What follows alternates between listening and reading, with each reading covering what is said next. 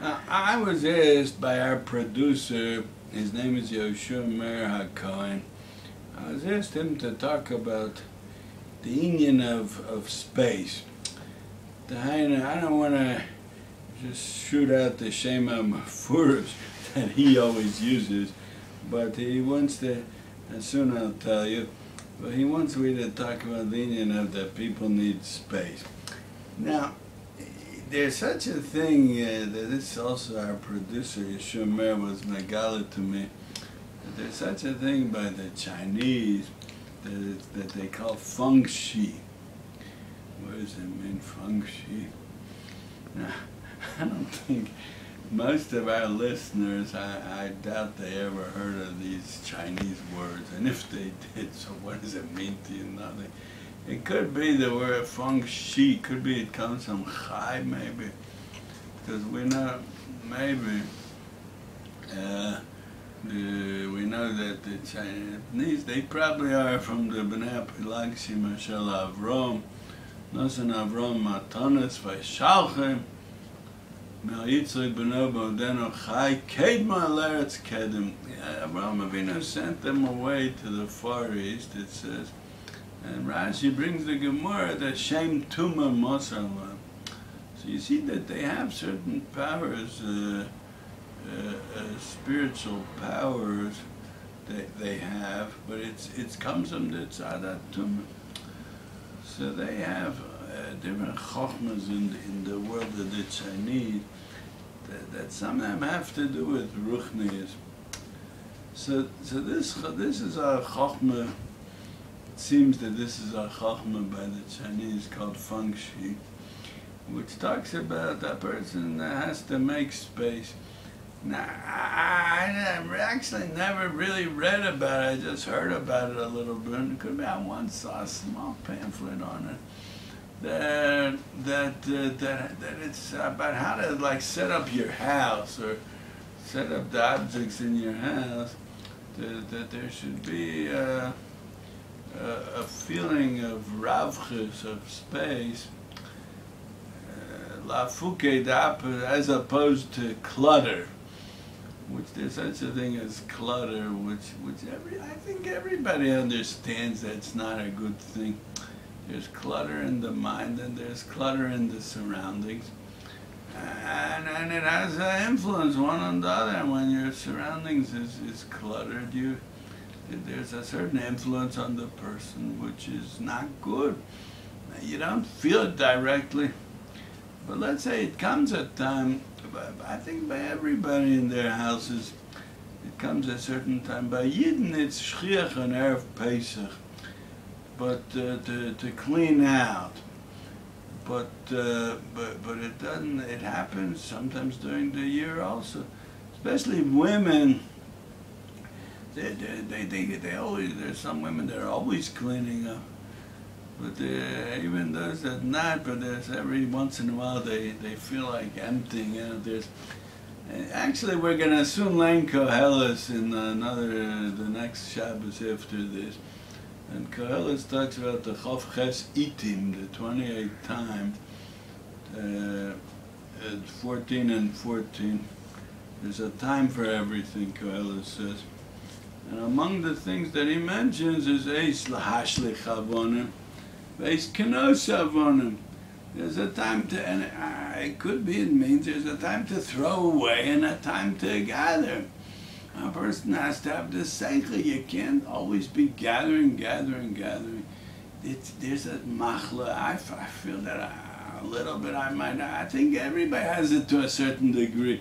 Except some Yerushalmites. Oh, of collecting.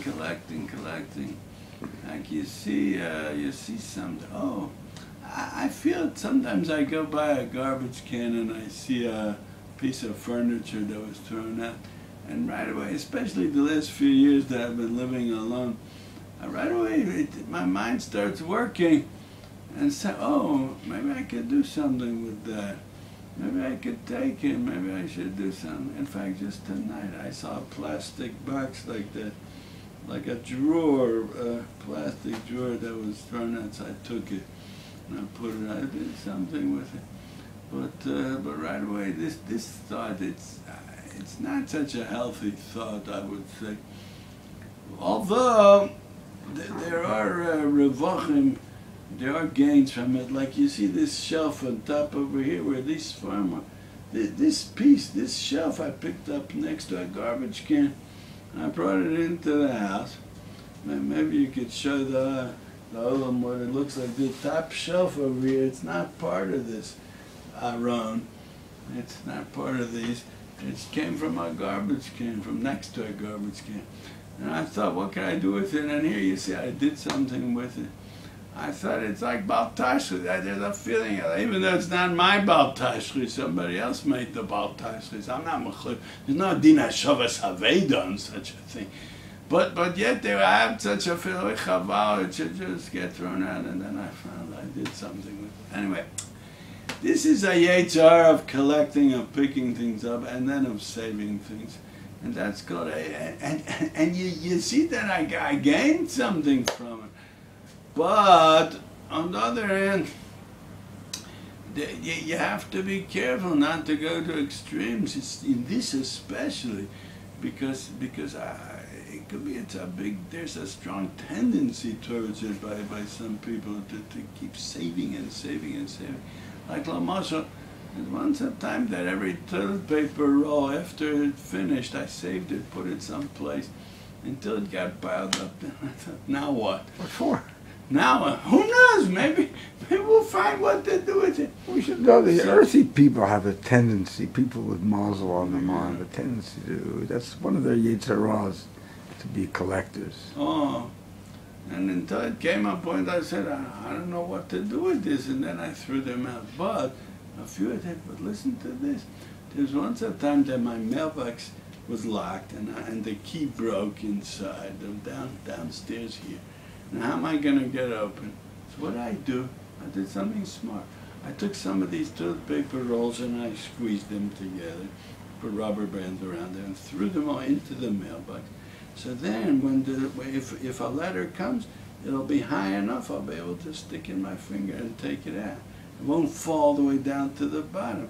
So I actually found something to do with it. But that's very far-fetched, such a thing. And it's not a reason to always collect. But I'm just giving an example. Don't think it's altogether crazy. But that's there's a certain, and that's actually not really the subject I was going to talk about. I was going to talk about more the subject of clutter and the opposite of clutter. Oh, you just have to mention my shechina that has thousands of back issues of Mishpacha magazine. Yeah. Now, the thing is like this. I think that everybody can have the feeling, when you have space, a certain amount of space, you feel, there's a certain good feeling that you have, which is something that needs to be explained. And it's right to be misbonen in this feeling and try to get to understand it. You're going to talk about the Gemara and Baba Basra, the empty space around the cities. Oh, right. You see that there's a halach, you're supposed to have a migrash, saviv le'ir, empty space. Yeah, empty space, you're supposed to. Although over there, the place is empty anyway. I mean, it's the outside. It's the outside of the city. I mean, it's a special halacha that in this place. Good, okay, because the pshat is that around and around there's sadus ukramim. People plant, so you have this city, then you have the fields. That every place where there's farming, the farms are not in the yishuv. They're outside. The people live in the place, and they take their tractors and they go outside of the yishuv and they do their farming. So the Torah says the farms shouldn't be right next to the city. You should leave space, right? Now I wanted to talk about this inyan in connection with sucah, and then from there come back to try to put some havana into the inyan. And I think if I would have more time, I might have come up with even more information or more Gemaras on the Inyan. But what I came up with, the minwa, is this. Well, we would have the pasuk just to mention. Perhaps you're going to mention later. Hashomrei Xavlei Shav. Meshamrim In the Yona, which you just read. Tfilas Yona that we learned yesterday. Yesterday was Yom Kippur. Okay, so if you mention it already, so something Yona Hanavi said. It's actually in the end of his tefillah. It's the next to last pasuk in the tefillah of Yona Hanavi. When he was b'mei Adok, he was actually cluttered up over there. Although the Chazal say that first he was in a fish, a zocher, and it was less clutter, and then the zocher spit him out, and the nekeva swallowed him, and inside the body of the nekeva there was ubrim, and he was mamish squeezed in there. So he himself felt that situation. In the end of his tefillah, he said, "Meshamrim havlei shov," those that they watch the foolish, emptiness, meaningless things. Chastam yazov. There's a pasuk in Tehillim also. What? Shomrim Xavlei Shav. I'll bring you the Makor later. Could be. Towards the beginning of Tehillim. So it's talking about the sailors of the ship, Rashi says. Chastam Yazavu, they're Avodah Zarahs. It's called Chastam over here, Milosh Chesed, means Busha, I think it means. Yazavu, they left their Avodah Zarahs, and they were Megayer when they saw what happened over here. V'anei b'kol toda, ezbach shenadati ha-shalem ha-yeshua sal Hashem. I'm going to bring a korban toda to Hashem. So the pasuk over there, what is the pasuk called of the Avodah Zarah? It calls them Meshamrim Havlei Shov. They watch, they hold on to the foolish emptiness. It seems the Yona Navi is accusing them of this klipa, to hold on to emptiness. I think it's a very deep nekuda this over here. That the whole union of Avodah Zarah is to hold on to something that's meaningless. I mean, like to take something, and the need, there must be. See, we don't really understand the HR of Avodah Zarah because we're already living in the time after the Anshe Knesset Agdala killed that HR. But it could be that the HR was the need to meshabed yourself to something, to submit yourself to something, to be under something, to have something lead you. There is maybe there's such a deep need inside of a person. And they just decided, oh, let's take this and make this. Asay lonu Elohim asher yochel v'funenu.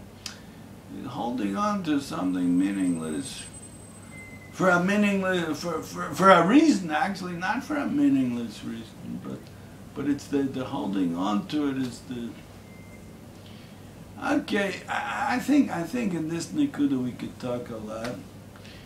That's not what I was prepared to say now. You want me to talk about it? No, it's up to you. To keep going on that? We'll let our performers choose their subjects. Okay. Now, the Gemara says in Sucah, Daf Zayin Omid Beis, Omar Abaye, he gives a list of Tanoim that hold Sucah Diras Kvabi. We always know Diras Harov, temporary dwelling. There's a few, 4 or 5 11:45. that hold Sucah has to be a Diras Kvabi. I'm just going to say it. I'm not going to go, of course, obviously, I'm not going to read through the whole Amud Gemara. It's not our derech to do that in front of people that don't have open Gemaras in front of them. But there's Rebbe holds Sukkah has to be Arba Amas by Arba Amas. Why is it Arba Amas? Because it has to be a place where you could dwell over there, be kvius, not temporarily. You can live there.